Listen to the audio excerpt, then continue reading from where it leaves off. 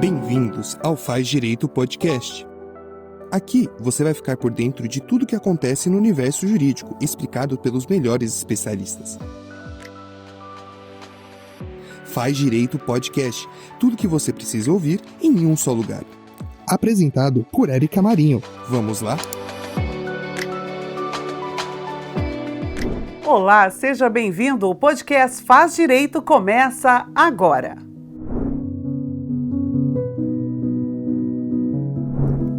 Eu sou Érica Marinho e o entrevistado de hoje é o doutor Roberto Caparrós. Ele é bastante experiente no tema que vamos abordar hoje, Direito Internacional. Inclusive, doutor Caparrós já trabalhou para o governo brasileiro em algumas demandas. É isso mesmo, doutor? Seja bem-vindo. É verdade, muito obrigado, Érica, prazer estar aqui com você no Faz Direito. Eu tenho uma experiência realmente de governo, já representei o Brasil em algumas discussões e tratados internacionais, e isso é interessante, quando você consegue conciliar a teoria, os livros, os estudos e também a abordagem prática. Muito bom. Doutor Caparrós, nós temos aqui uma pergunta surpresa. É tradição no Faz Direito, faço uma pergunta surpresa para o meu convidado. E para o senhor, qual é a importância do direito internacional nessa sociedade tão globalizada que temos hoje?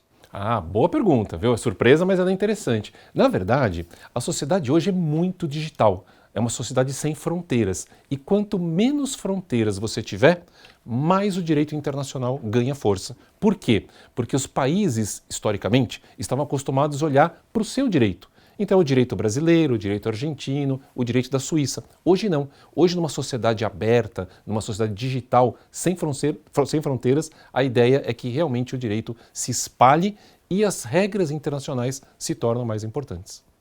E para ficar mais claro para o aluno que nos assiste, também a sociedade em geral, uma vez que o nosso podcast também vai para as redes sociais abertas, eu gostaria, doutor Caparrós, que o senhor nos explanasse qual o conceito, quais são os objetivos do direito internacional. Muito bom. Érica, na verdade é assim, nós temos duas áreas no direito internacional. Temos a parte pública, que são as relações entre países, entre estados, aquilo que a gente chama de relações diplomáticas, e temos a parte privada. A parte privada é mais ou menos como o direito civil no Brasil. Você tem contratos, tem pessoas, questões de família, questões envolvendo sucessão, nascimento, casamento, mas sempre do ponto de vista profissional individual. Então, olhando para isso, o direito internacional trabalha com essas duas abordagens. Claro que se você for estudar, se você for pegar os livros, a parte internacional pública é mais importante, porque os países estão há séculos negociando, transacionando, mas a parte privada ganha força nos últimos tempos, porque a economia hoje é mais globalizada, os países, eles dependem uns dos outros para conseguir evoluir economicamente. No Brasil, como surgiu o direito internacional no Brasil? Como estamos em direito internacional no Brasil atualmente? Na verdade, Érica, o Brasil tem uma história muito bacana no direito internacional. Nós temos vários professores, vários juristas que nos representaram em organismos internacionais. Então temos o professor Rezec, professor Cansado Trindade, recentemente falecido. O Brasil sempre teve grandes nomes na área do direito internacional, principalmente a partir da segunda metade do século XX. Quando acabou a Segunda Guerra Mundial, e aí foram criadas as Nações Unidas e tantas outras entidades, o Brasil, desde o primeiro momento, participou desse processo de criação do direito internacional moderno, participou ativamente das discussões na criação também de organizações internacionais e sempre teve muito brilho, muito lustro nessa atividade. Agora uma pergunta mais profunda, digamos assim. Qual a aplicação do direito estrangeiro e quais são os problemas e os limites na aplicação desse direito? Aqui é uma questão mais técnica, então eu vou falar um pouquinho mais devagar para os nossos colegas e colegas aí poderem acompanhar com tranquilidade. Olha só, a gente tem dois sistemas jurídicos. Imagina que um brasileiro pratica um ato no exterior.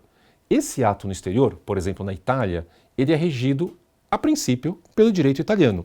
Digamos que ele volte para o Brasil e fale, olha, eu tive um problema na Itália. Posso até contar uma historinha? Pode, claro. Vou contar uma historinha então, para ficar mais fácil para ilustrar aqui para os nossos ouvintes. Olha só, imagina que você, meu querido amigo, minha querida amiga, vai para a Itália a passeio, uma viagem de turismo. Aí você chega lá em Roma e você fala assim, poxa, eu acabei de chegar aqui, eu quero fazer um city tour. Eu vou contratar uma agência para dar uma volta, para dar uma visão geral, conhecer o Vaticano, o Coliseu, etc. Aí você vai lá numa agência de turismo italiana, paga $100 ou 100 euros pelo pacotinho. Só que quando você lê lá o contratinho, o pacote é do dia inteiro. Então, o passeio o dia inteiro, vai te pegar no hotel de manhã e vai te devolver no fim do dia. Certo. Você fala, ótimo, muito bacana, né? Pelo menos para ter uma visão geral da cidade é legal. O italiano, lá da agência, pega você no hotel às 8 horas, dá uma voltinha ali pela Via Condotti, passa na escadaria espanhola, depois de 2 horas te devolve no hotel. Aí você fala assim, puxa, mas espera aí, não foi isso que eu contratei. Combinado. Estamos quebrando aí uma regra, não era um passeio do dia inteiro, afinal não foi tão barato assim, e você não consegue resolver aquela questão naquele momento. Quando você volta para o Brasil, você consulta um advogado, um especialista, um dos nossos ouvintes aqui, e diz assim, doutora, mas eu paguei 100 euros por um passeio de dia inteiro, e eu só aproveitei 2 horas, o cara me devolveu lá para o hotel. Posso entrar na justiça? Posso exercer algum direito? Posso questionar isso aqui no Brasil? Provavelmente a colega vai dizer, pode sim. Só que para fazer isso, provavelmente nós vamos aplicar a lei italiana, porque foi lá que o senhor assinou o contrato, e temos que trazer para cá esta lei italiana e verificar como ela se adapta ao direito brasileiro. É esse processo de introdução de normas do Brasil que o juiz vai ter que fazer. E aí que surgem, como você perguntou, as dificuldades, os limites. Qualquer lei estrangeira que seja incompatível com o direito brasileiro, com os valores que para nós são importantes, com os nossos princípios constitucionais, ela vai ter que passar por uma filtragem. O juiz vai ter que analisar se é possível trazê-la da maneira como ela é ou se será necessário algum tipo de adaptação. Muito bom. Dr. Caparrós, em linhas gerais, vamos falar sobre leis. Eu gostaria que o senhor falasse um pouco sobre a lei aplicável às obrigações e às pessoas jurídicas. Muito bom. No caso das obrigações, Erika, o que é uma obrigação?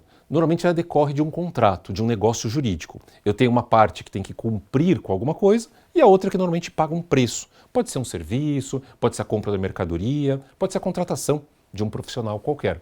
No caso de obrigações, a lei aplicável é o local onde esse contrato foi assinado.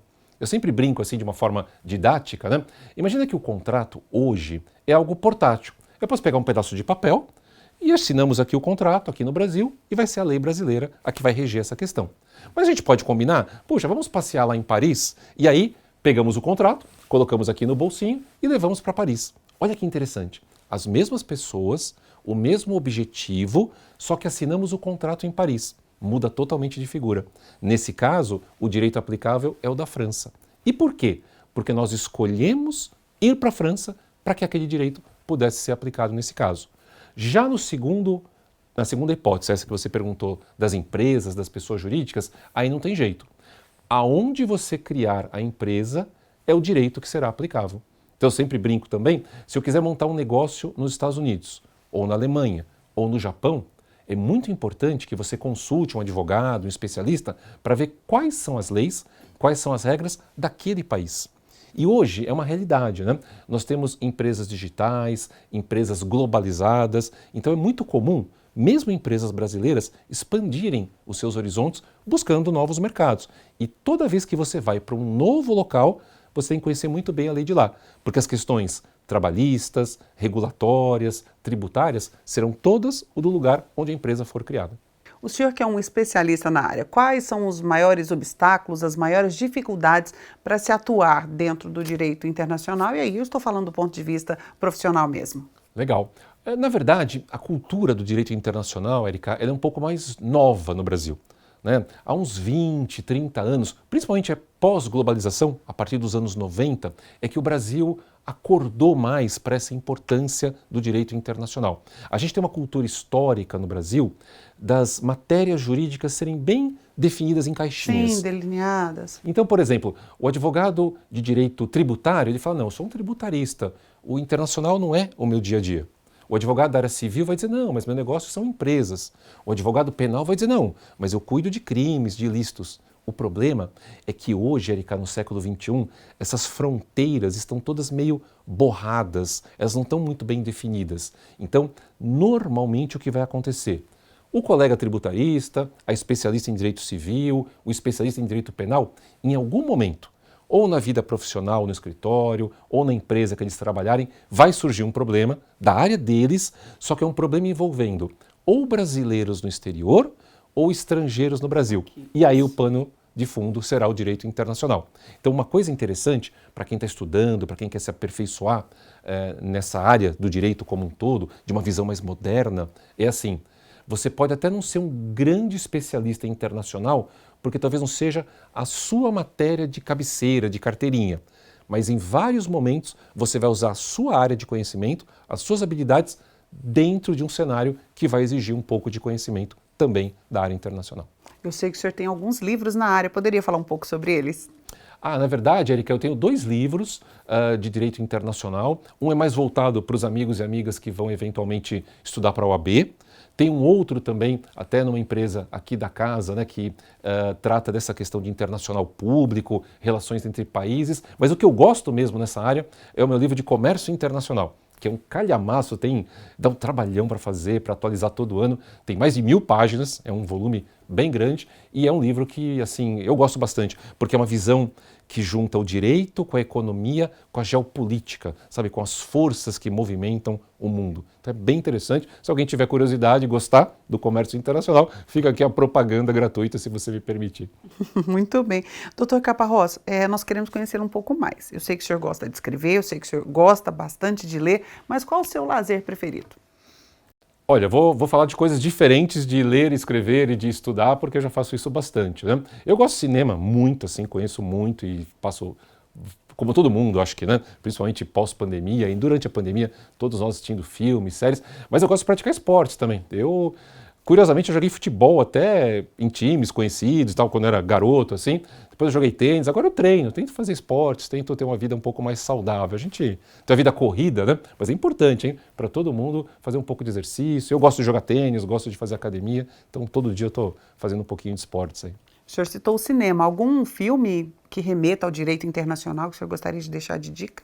Tem tantos filmes no internacional, né?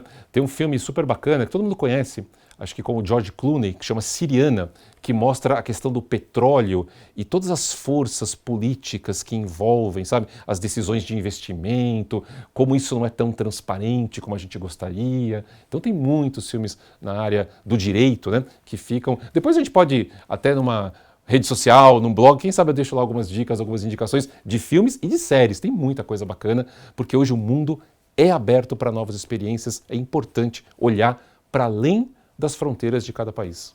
Muito bom. Agora voltando para o nosso tema, né, direito internacional aqui, como se dá na prática a cooperação jurídica internacional? Essa é uma grande curiosidade. Isso é uma coisa importante, Erika. Sabe que isso, na lei brasileira, é algo relativamente novo.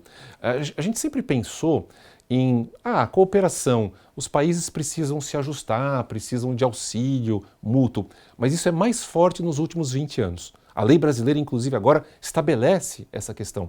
A cooperação é super importante para a eficácia das decisões. Imagina, por exemplo, que um juiz em outro país, na China, ele toma lá uma decisão e essa decisão precisa produzir algum efeito no Brasil. Ou porque a pessoa destinatária está no Brasil, ou porque os bens estão aqui.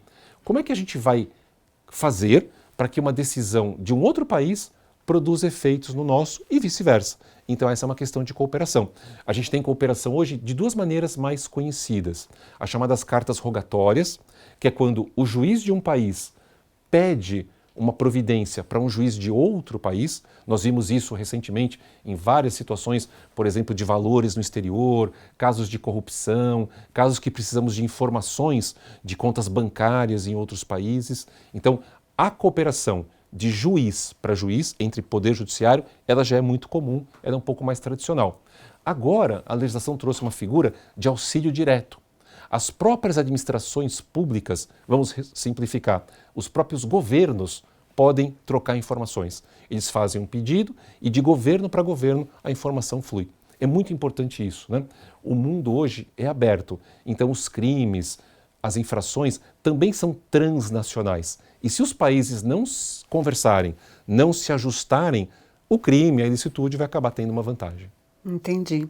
Bom, para finalizar, encerrar aqui o nosso podcast de hoje, doutor, o aluno que pretende seguir essa carreira, especializar-se no direito internacional, quais seriam os caminhos? Tem vários caminhos. Eu acho que você tem duas grandes linhas para atuar. Você pode atuar na iniciativa privada, então você pode trabalhar hoje em grandes empresas. Na verdade, assim, todas as grandes empresas, as chamadas, aqui no Brasil a gente chama de multinacionais, mas o nome talvez mais correto fosse transnacionais, empresas que estão em vários países, elas sempre vão ter interesse em profissionais que dominam esse cenário, esse panorama internacional, porque elas têm filiais, têm negócios em vários lugares do mundo. Uma outra possibilidade é se você for trabalhar com o seu escritório. Você monta um escritório de advocacia ou entra num grande escritório que também lida com a questão internacional. Tem questões importantes como arbitragem, como contratos internacionais, remessa de valores para o exterior, investimentos no Brasil.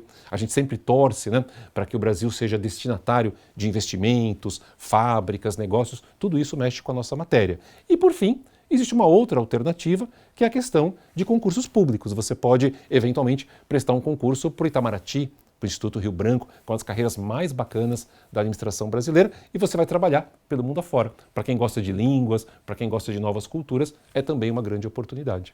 E vale destacar que está fadado à leitura eterna, né, doutor? O estudo eterno. O estudo nunca para, e assim, a pessoa que para de estudar, para também de evoluir na vida. É muito importante estudar e é uma matéria que está sempre em evolução.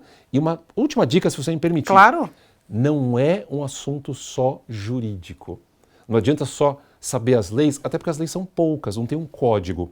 É muito importante, para quem nos assiste, sempre lembrar o seguinte: temos que estar sintonizados com o que acontece no mundo. Verdade. Sejam questões políticas, questões econômicas. O direito sozinho, principalmente quando a gente fala de vários países, ele não resolve as coisas. Eu preciso conhecer outras coisas. Na verdade, o profissional do futuro no direito vai ter que ter múltiplas habilidades. Sensacional. Dr. Caparrós, muito obrigada por sua presença, obrigada por tantos esclarecimentos e compartilhar toda a sua experiência conosco aqui no Faz Direito. Eu que agradeço, Érica, foi um grande prazer, espero voltar numa nova oportunidade. Obrigado. Com certeza, doutor. Eu sou Érica Marinho e hoje o tema do podcast Faz Direito foi Direito Internacional com o Dr. Roberto Caparrós. E você não deixe de acessar a plataforma do Centro de Formação Jurídica. Lá você tem acesso a materiais exclusivos que vão enriquecer ainda mais os seus conhecimentos e o seu aprendizado. E com entrevistas espetaculares, como essa. Então, não deixe de acessar. O Faz Direito fica por aqui. Um grande abraço e até a próxima.